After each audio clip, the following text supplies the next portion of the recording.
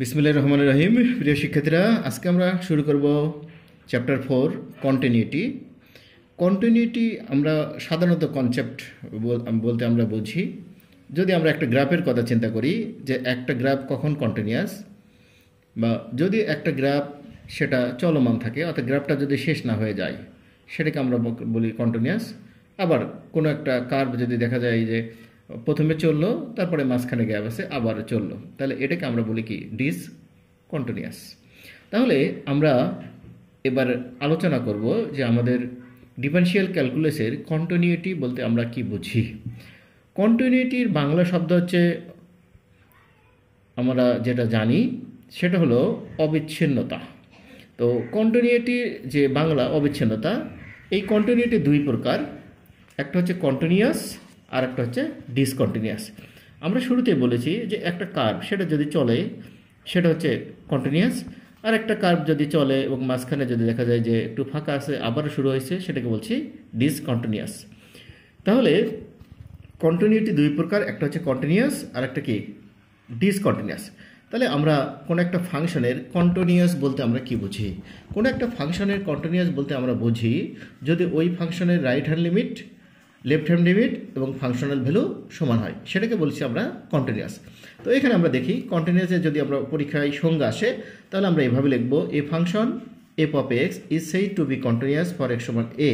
অর্থাৎ কোনো একটা ফাংশন, সে ফাংশনের নামটা যদি এফ অফ এক্স হয় তাহলে ওই ফাংশনটা এক্স সমান এ বিন্দুতে কন্টিনিউয়াস হবে, provided limit x tends to A F of x exit. যদি ওই এক্স সমান এ বিন্দুতে ওই ফাংশনের মানটা বিদ্যমান থাকে, ইজ ফাইনাইট, এবং সেটা যদি আমরা হিসেব করতে পারি, গণনা করতে পারি, n is equal to f of a, এবং তার মানটা যদি ওই ফাংশনাল ভ্যালুর সমান হয়।